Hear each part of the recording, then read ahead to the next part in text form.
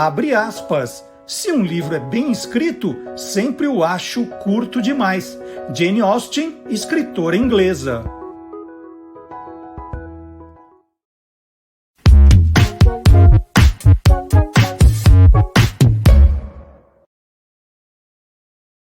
Olá, curioso! Olá, curiosa! Começando o nosso Tô Lendo, programa que mostra o lado curioso dos livros, dos escritores, dos ilustradores, dos designers, dos revisores, dos capistas e também dos leitores. É um prazer estar aqui com você, lendo um pouco, né? Inspirando as suas próximas leituras.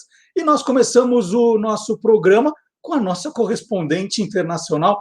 Olha que chique, o programa tem uma correspondente internacional, é a jornalista brasileira Letícia Nascimento, radicada em Londres já há mais de 10 anos, e que adora uma boa leitura, um bom livro, uma boa série. E hoje ela conta para a gente, ela dá uma dica de um clube de leitura. Vamos acompanhar.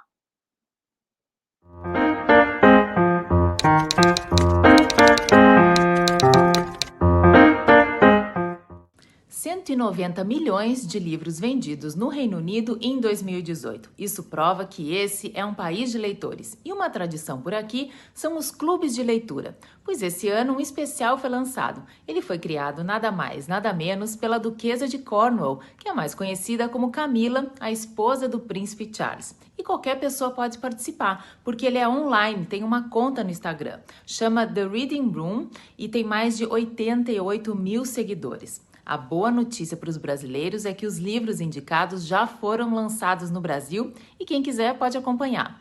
Os livros são, anote aí, papel e caneta na mão: O Menino, a Topeira, a Raposa e o Cavalo, de Charlie Mackesy. Um livro que se tornou um fenômeno editorial, primeiro lugar na lista dos mais vendidos do New York Times. E o livro trata de uma fábula sobre a amizade e o sentido da vida. No Instagram tem uma conversa em que a Duquesa aparece falando com o autor.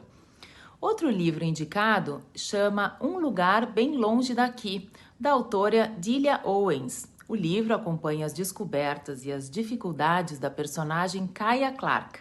Ela foi abandonada aos 6 anos pela mãe e pelos irmãos, cresce na companhia abusiva de um pai alcoólatra, que também acaba indo embora, e Kaya se vê sozinha em uma casa improvisada, sem eletricidade, sem água potável, localizada num brejo lamacento no sul dos Estados Unidos. Parece interessante, esse eu ainda não li. E o terceiro livro chama Solo, de William Boyd, que nada mais é do que uma nova história do agente 007. Boyd pertence ao seleto grupo de escritores convidados pelos detentores autorais da obra do Fleming para escrever novas histórias para o famoso agente secreto. Solo é ambientado em 1969 e é sobre, óbvio, James Bond numa missão quase suicida. Bom, espero que vocês tenham gostado dessas dicas. Entrem lá no Instagram, acompanhem esse clube de leitura, que parece ser muito interessante. Por hoje eu fico por aqui e até a semana que vem. Até mais! E além do quadro, né, que a Letícia faz aqui, o God Save the Books, a Letícia tem um projeto também muito legal, o podcast Manda Brigadeiro Podcast, em que ela entrevista brasileiros que estão radicados fora do país como ela. E agora, na semana passada, ela conversou com o Washington Oliveto, que está morando em Londres também, publicitário Washington Oliveto. Aliás, a gente aproveita para mandar uma saudação aos publicitários, né? Ontem, dia do publicitário, para quem está acompanhando o programa na terça-feira, né? Então, dia do publicitário foi dia 1º de fevereiro. E agora a hora da entrevista, né? Como funciona essa história de adaptação de livros para filmes, para séries, para peças de teatro? Sobre isso é a nossa conversa agora.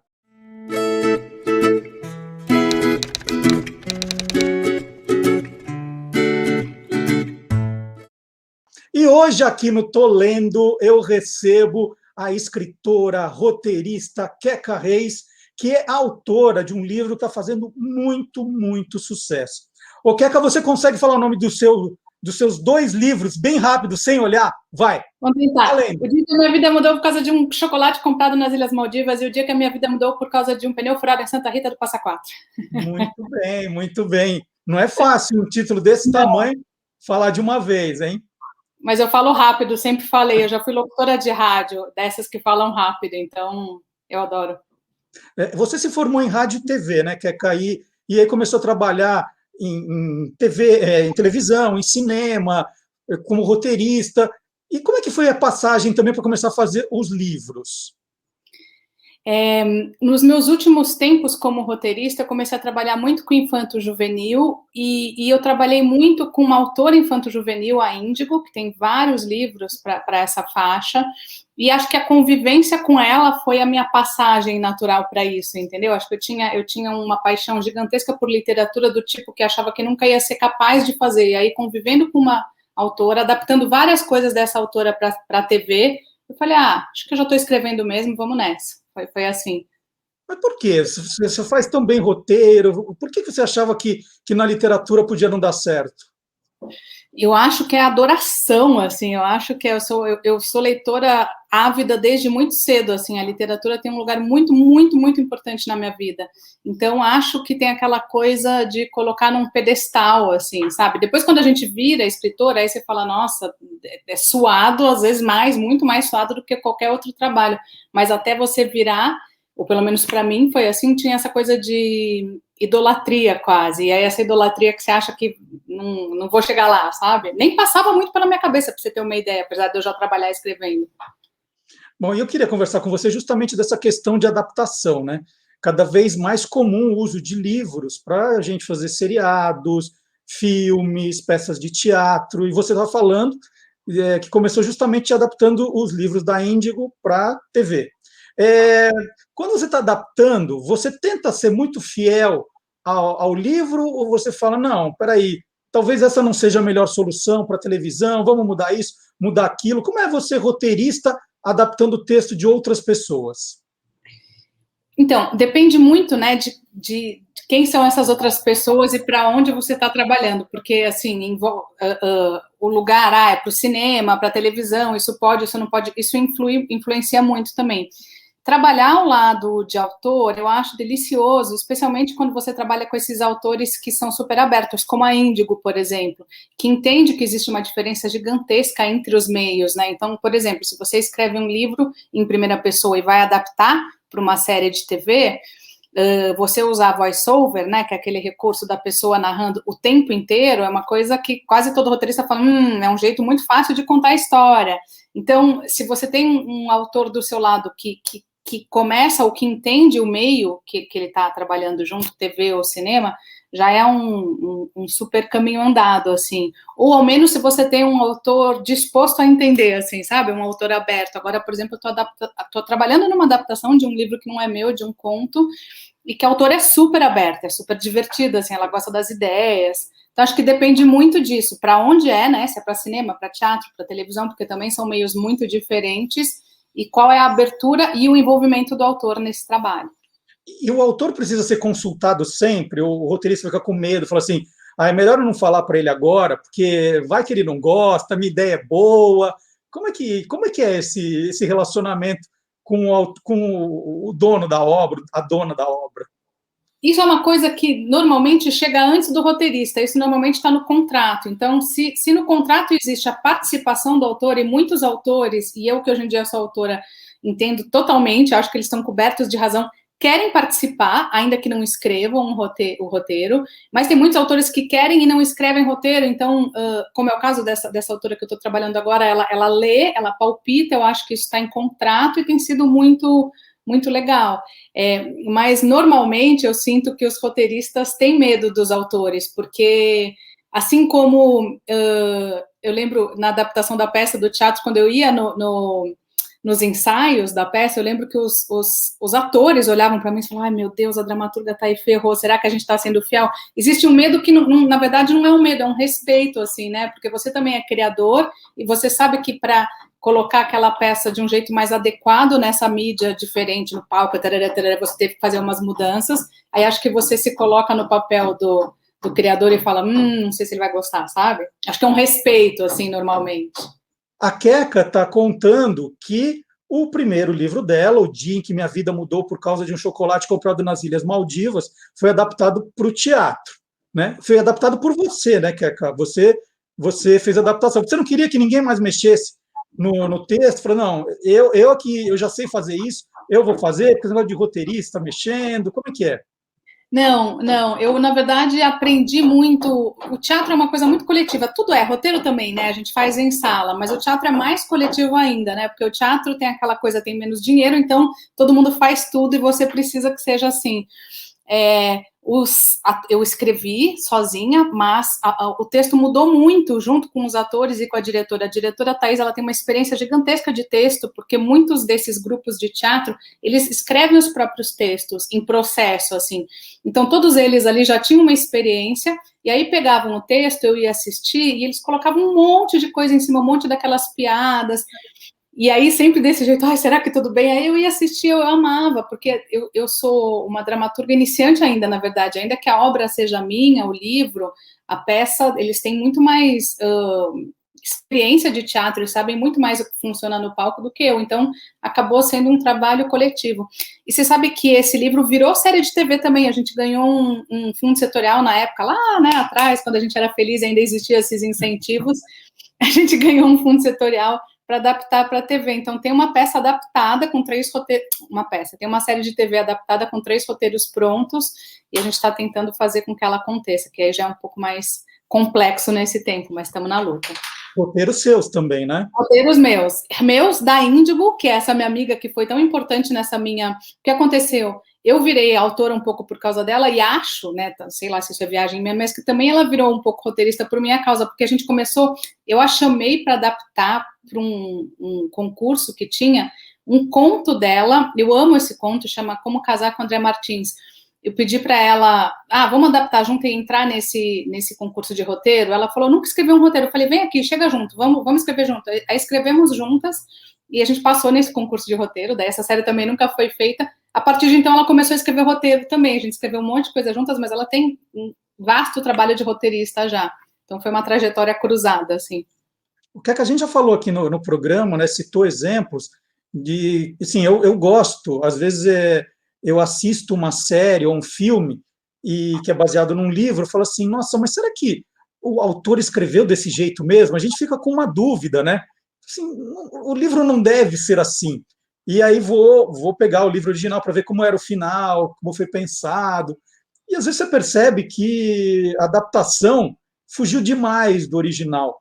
Você faz esse exercício de ficar comparando série com livro? O que você acha quando muda-se demais, né? Às vezes mudam até o criminoso do final do livro, muda, tem personagem que não existe. O que você acha? Eu faço esse exercício, mas eu não sou muito apegada, porque às vezes é tão surpreendente quando você assiste uma série, por exemplo, vou dar um exemplo que está muito fresco na minha cabeça. Tem um livro que chama Pessoas Normais, que eu li, deve ter uns 2 anos, assim, acho que é de uma irlandesa. E aí saiu a série, e eu tava morrendo de medo de ver a série, porque eu amei o livro, foi uma surpresa, assim, é de uma autora muito nova, a menina tem menos de 30 anos, acho. Sabe quando você lê e você fica surpresa, assim, nossa... Aí, quando eu fui ver a série, eu fiquei duplamente surpresa, porque eu achei ainda melhor que o livro. A diretora, os roteiristas, eu não sei se a autora, muito provavelmente a autora devia estar nesse trabalho, mas eles fizeram um trabalho de adaptação maravilhoso, assim, sabe? Maravilhoso. E é muito legal quando você é surpreendida por o bem, né? Porque tem isso, tem série que mexe tanto, e aí tem uma coisa que eu acho que é difícil para nós, leitores, que é, você faz todo um filme na sua cabeça quando você está lendo, né? Você cria essas imagens, assim, você imagina o protagonista ou a protagonista de um jeito X, e aí, de repente, vem aquela série e não é nada disso, o cara tá completamente diferente, eles mudam, aí dá um desgostinho, assim, né? Eu tô tentando lembrar de um caso que foi assim, mas não me vem nada na cabeça agora, mas certamente vários filmes que foram adaptados de livros, para quem é apaixonado por livro, rolou uma decepção, assim. Eu comentei outro dia aqui que o Pequenos Incêndios em Toda Parte, que é uma série da Prime Video, eu achei a série muito, muito legal. E o livro eu achei bem mais ou menos. Né? Eu não li o livro. A série é maravilhosa, né? A série é muito boa. E o livro, assim, eu falei, nossa, os roteiristas mandaram bem, viu? Porque ficou muito melhor, né? Sim. O personagem que é o foco principal, né? Que é diferente, o jeito que terminam também, o tal do culpado pelo incêndio, pelo grande incêndio. Então, gostei demais. Então, eu faço às vezes esse exercício para ver o que. E alguma vez você ficou com essa vontade de mudar um pouco a história, de criar um personagem novo, né? Achava que era necessário? É... Conta algum caso assim, Queca. Tá, eu tenho dois casos, assim, um que eu posso falar bem e um que eu posso falar mais ou menos porque eu estou trabalhando agora e tem um contrato de confidencialidade, não sei o quê, mas dá para contar sem contar muito. No caso da minha própria peça para o teatro, tinha uma característica lá que era muito própria do teatro, que era o seguinte: a gente ganhou um prêmio para montar essa peça, então a gente tinha um dinheiro X e tinha que fazer com esse dinheiro X. E aí, então, a gente tem aqueles 3 atores no palco o tempo inteiro que dão conta de muitos papéis, né? Mas o meu livro é inteiro na cabeça de uma menina. É o dia de uma menina e ela contando essa história em primeira pessoa. Eu tenho os 3 atores lá. Eu não podia deixar essa menina contando e fazendo o dia da Mia inteiro ali no palco sem usar esses outros 2 atores, especialmente porque a diretora optou por aquela coisa de fazer o palco aberto, enquanto um ator está encenando, os outros 2 ficam sentados atrás. Então não dava para fazer muito esse papelão, assim, vai ser só o dia da protagonista e a gente não vai fazer nada. Aí eu tive que inventar coisas que não tinham no livro, histórias que não estão no livro, sobre o dia de outros 2 personagens, o dia do menino e o dia da Jade, que é aquela menina ruiva, que é meio antagonista, assim, tá? Então foi uma mudança, assim, eu inventei história que não tinha. Eu estou trabalhando num longa-metragem agora, que é a adaptação de um conto, e aí um conto é muito difícil para você adaptar para o cinema, num sentido de tempo mesmo, né? Um longa-metragem precisa de muito mais coisa, de muito mais história. Então eu tive que pegar a ideia original, bem legal, da menina e explodir, assim, um pouco, sabe? E profundamente na coisa do personagem, inventar mais personagem, inventar mais história. Então, isso acontece bastante, assim, especialmente porque tem essas diferenças entre os meios, né? Então, é isso, a literatura, quando está na primeira pessoa, o teatro tem ali o palco, é uma outra característica. Isso acontece bastante. Muito legal. Queria agradecer a sua entrevista aqui. Agora, como os nossos espectadores, os nossos seguidores são muito curiosos, eles vão querer saber, Queca vem de onde, Queca? Você não pode falar do Queca, não adianta tentar me convencer. Angélica, meu nome. Diz a lenda que quando eu era pequenininha eu não sabia, me perguntavam o nome, eu não sabia falar Angélica, eu falava Anqueca, e aí parece que meu pai falou, então é Queca, e ficou. Eu mesma que inventei, talvez. Muito legal. A Queca é autora, então, do dia em que minha vida mudou por causa de um chocolate comprado nas Ilhas Maldivas. Ó, decorei. Esse não está aqui em casa, emprestei para minha filha e ela ainda não devolveu, mas eu estou com um segundo aqui. Ah, que O legal. dia que minha vida mudou por causa de um pneu furado em Santa Rita do Passa Quatro. A Queca está tentando ver qual é o título maior que ela consegue fazendo de livro para livro. Daqui a pouco a gente tem que abrir o título assim, né? Para conseguir ler. Esse é o autografado que eu tenho. Aqui o dia que eu fui assistir a peça, que é fenomenal. Então tá aqui. Muito obrigado, viu, Queca? Adorei falar com você. Eu que agradeço, Marcelo. Adoro, sou curiosa também, adoro. Eu sou leitora do Guia dos Curiosos, ó, aquela primeira versão lá atrás, assim. Agora eu vou começar a assistir o canal do YouTube também. Que legal. E a gente vai chamar agora a Cláudia Fusco com a literatura fantástica aqui no nosso programa. Vamos ver. Vamos ver. Tchau, obrigada.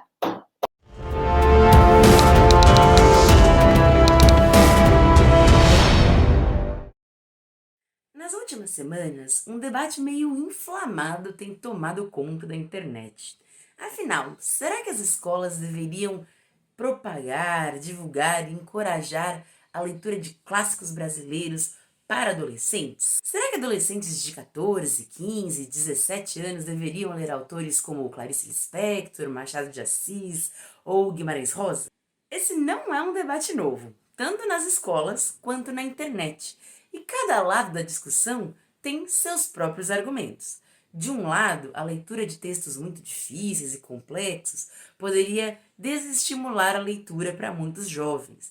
Por outro lado, é a leitura dos clássicos que dá embasamento para inúmeros pensamentos complexos, para conhecimento da literatura brasileira e muito mais. Mas eu quero trazer um ponto bem booklender para essa discussão, que é: por que a gente não começa a falar sobre os clássicos nacionais como obras de ficção científica e fantasia? Por exemplo, Memórias Póstumas de Brás Cubas é uma narrativa contada por um defunto.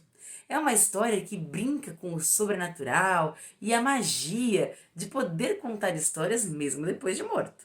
Machado de Assis era um assíduo leitor de histórias sobrenaturais, histórias misteriosas, e escreveu inúmeros contos com esse olhar. Além disso, algumas obras que são consideradas clássicas da ficção científica, como Frankenstein, da Mary Shelley, Drácula, do Bram Stoker, ou até mesmo qualquer obra do Júlio Verne, não são lá tão fáceis de se aproximar, e mesmo assim são consideradas literatura para jovens. Além disso, as distâncias que a gente cria entre obras, gêneros literários e formas de pensar não fazem sentido para os autores. Guimarães Rosa, por exemplo, era muito fã de ficção científica, era apaixonado pelo gênero, a ponto de ler muitas coisas que eram publicadas lá fora antes que elas chegassem no Brasil. Ele se divertia tanto com histórias de alienígenas que ele acabou escrevendo Um Moço Muito Branco, um conto sobre, digamos, um visitante alienígena que cai no meio de Minas Gerais.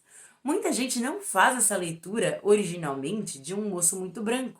Muita gente pensa que ele é um anjo ou um visitante de um mundo sobrenatural. Mas o Guimarães Rosa cria todo o contexto possível para que a gente consiga ler essa narrativa como se fosse uma história de alienígena. E quanto mais contexto, mais educação e mais conhecimento a gente tiver sobre essas narrativas, mais a gente consegue costurar esses caminhos e se divertir muito lendo mesmo livros difíceis. Esse Booklander acabou sendo um pouquinho diferente dos demais, mas como é um tema que estava muito inflamado na internet, acho que é legal a gente se aproximar disso do nosso viés de fantasia e ficção científica. Até porque os clássicos da fantasia e ficção científica também são livros imortalizados, considerados grandiosos e que transformaram mesmo a forma como a gente enxerga esses gêneros. Então eu queria saber de você, qual que é o seu clássico de ficção científica e de fantasia favorito? Deixa aqui nos comentários pra gente. Espero que você tenha muitos livros bons para ler agora nesse ano de 2021 e, como sempre, uma boa leitura. E a Cláudia Fusco, lembrando aqui, né? Ela estava mais séria hoje, vocês perceberam? Ela estava mais séria, porque esse tema mexeu com todo mundo, essa história de que ler clássico é uma bobagem. Opa, peraí. A Cláudia Fusco é escritora, jornalista e mestre em estudos de ficção científica pela Universidade de Liverpool, na Inglaterra. Olha só a nossa Cláudia Fusco. E agora a história por trás de um livro da minha estante.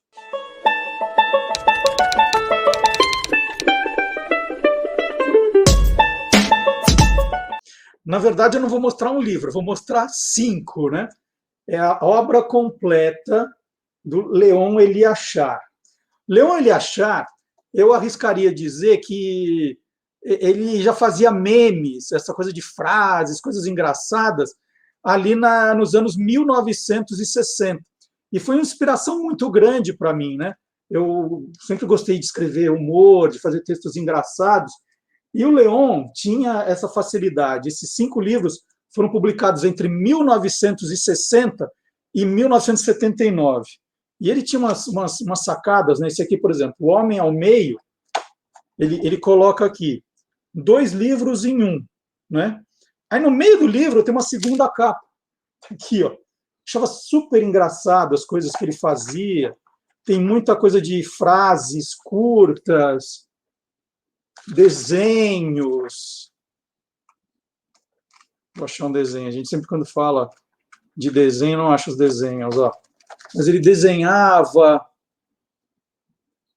fazia crônicas, né? O último aqui, A Mulher em Flagrante, crônicas. E ele tem uma história que, por si só, já daria um livro, né? O Léon Eliachar nasceu no Cairo, no Egito, no dia 12 de outubro de 1922. E veio bem criança para o Rio de Janeiro. Ele até brincando, né? Ele brincava dizendo que ele era Cairo-Oca, né? Nasceu no Cairo, mas morava no Rio de Janeiro. Era um Cairo-Oca. E esse jeito bem-humorado fez com que ele trabalhasse para várias emissoras de rádio, emissoras de TV, jornais, revistas. E ele gostava muito né, ele brincava o tempo todo. Aqui tem uma coisa engraçada, que em vez de colocar a foto dele na quarta capa do livro, ele pôs assim, cada livro tem um pedaço para a gente montar, para ele dizer que a gente tinha que comprar o livro, os 3 livros para montar. Né? Então, deixa eu dar o nome de todos. Ó. Homem ao Quadrado, Homem ao Zero, Homem ao Cubo, Homem ao Meio. E o leão está aqui. Ó. Esse é o Leon Eliachar na quarta capa, que dá para ver ele inteiro. E ele tinha frases muito engraçadas. Né? Ele punha, o divórcio é uma chance que se dá ao indivíduo para errar outra vez. Pontualidade é a coincidência de 2 pessoas chegarem com o mesmo atraso. Essa é verdade. Hein? Vício é o que sempre estamos fazendo pela última vez. E aí ele vai brincando, vai desenhando. É o que são os memes hoje, né? As brincadeiras que tem. Olha aqui, ó. Para ver? Te amo, te adoro, te desejo. O silêncio é de ouros. Bom, eu tirei da estante agora esses livros, fazia muito tempo que eu não via. De repente, falei, vou perder a hora do programa, não consigo parar de ver. Né? Aqui, ó, Dia da Árvore, por exemplo. Homenagem ao Dia da Árvore. Carro batendo na árvore. É muito, muito legal, me diverti muito. Muita coisa que eu faço ainda hoje é inspirado nessas ideias do Leon. E olha só, ironia do destino. Né? Ele sempre falou muito de comportamento, da relação homem e mulher. Né? Vamos pensar que são 60 anos atrás, né? Que eram coisas diferentes. Mas ele escrevia muito sobre a coisa de traição, adultério, relacionamento homem e mulher. Tinha uma frase dele, né, que eu até anotei aqui, ó, adultério, é isso que liga 3 pessoas sem uma saber. E por que eu estou falando com isso? Porque ele teve um fim muito trágico, o Leon Eliachar. Ele foi assassinado no dia 29 de maio de 1987, aos 64 anos. E foi uma história chocante, né? Os jornais falaram muito disso na época, e eu lembro, porque era muito fã do Leon Eliachar, queria conhecê-lo, né? Li esses livros aqui, eu vou contar, viu? Esses são os meus mesmo. Eu devo ter lido cada uma 6, 7 vezes, anotações, gostava demais. Um vereador de uma cidade paranaense desconfiava que o Eliachar estava tendo um caso com a mulher dele, né? E aí ele contratou matadores profissionais, tinha um ex-delegado envolvido, uma garota de programa, tudo isso para armar uma cilada para assassinar o Leon Eliachar. E o jeito que isso foi descoberto, né, vale uma pesquisa para quem se interessar pela história. O Leon Eliachar tirou fotos com essa garota de programa, e as fotos é que levaram até ela, que contou toda a história, aí teve o julgamento. Os assassinos pegaram ali 19 anos de prisão, não cumpriram os 19 anos, ficaram 12, 13 anos. A moça aqui teve um dia, entrou para o regime semiaberto e sumiu, depois ela foi capturada de novo. Gente, é uma história que renderia outro belo livro, mas para quem se interessou, dá para procurar, esses livros estão fora de catálogo, mas dá para procurar nesses sebos, né? Pela internet, é fácil de encontrar e é muito divertido, né? Muito divertido. Então, essa é a minha dica da semana. E já que a Cláudia tocou no assunto, devemos ler ou não os clássicos? Devemos, sim. E nós vamos falar com uma especialista em clássicos, que destrincha aquele vocabulário mais difícil nos livros que ela faz e traz algumas dessas curiosidades aqui para a gente. Fátima Mesquita e as suas notas de rodapé. Gente, eu estou hoje aqui com o Curtiço, um classicão para lá de divertido, Aloysio Azevedo, e quero levar vocês rapidamente para a página 88, onde o Miranda, um personagem lá, ele está saindo de casa de paletó branco, um guardanapo ao pescoço e um trinchante empunhado na destra, como uma espada. E esse trinchante aqui, me faz pensar um pouco sobre a história do garfo. O garfo é o seguinte, o trinchante ele é uma espécie de tataravô do garfo, né? Começa lá com os gregos na verdade eles já têm colher e também faca, mas eles não se ligaram na possibilidade, na necessidade de um garfo. Eles têm o tridente na mitologia deles, mas não juntaram Lé com Cré. Então leva um tempão, ninguém tá nem aí para isso, todo mundo comendo com a mão, botando em cima de algum tipo de pão, alguma coisa assim, até que chega uma hora que lá no Oriente Médio eles já estão nessa balada aí de usar garfo. E aí uma princesa bizantina se casa de repente com um italiano, da corte italiana, começa a usar aquilo, ela tem o hábito, e o pessoal acha, pelo amor de Deus, que coisa esquisita, isso não é de Deus, e papapá, mas aquilo vai se espalhando na Itália. Lá, um pouco mais tarde, vem a Catarina de Médici, né? Aí ela se casa lá com o francesão manda-chuva, e lá, naquela posição de poder, ela traz essa novidade, e aquilo começa a se espalhar legal. Garfo, garfo, garfo, garfo. Então é assim, meio que no final dos 1600 e tal, e aí vai se consolidando, mas é mesmo no século XX que pega essa história de comer com garfo e tudo mais. Né? E mesmo assim, para pensar um pouquinho, a gente tem pelo menos 1,5 bilhão de pessoas pelo mundo afora que não comem com garfo. Bom. Né? Para colocar as coisas em perspectiva, aquilo que a gente tanto precisa, tem gente que não está nem aí para ela. Mas era isso, a conversa de hoje. Um abraço. Olha que legal, quanto a gente aprende com a Fátima, quanto a gente aprende com os livros, quanto a gente aprende com os clássicos. E eu estou vendo aqui, continuo vendo o Leon Eliachar, aqui ele interagindo com estátuas do Rio de Janeiro, né? Ele aqui com guarda-chuva, que ele chama Solidariedade.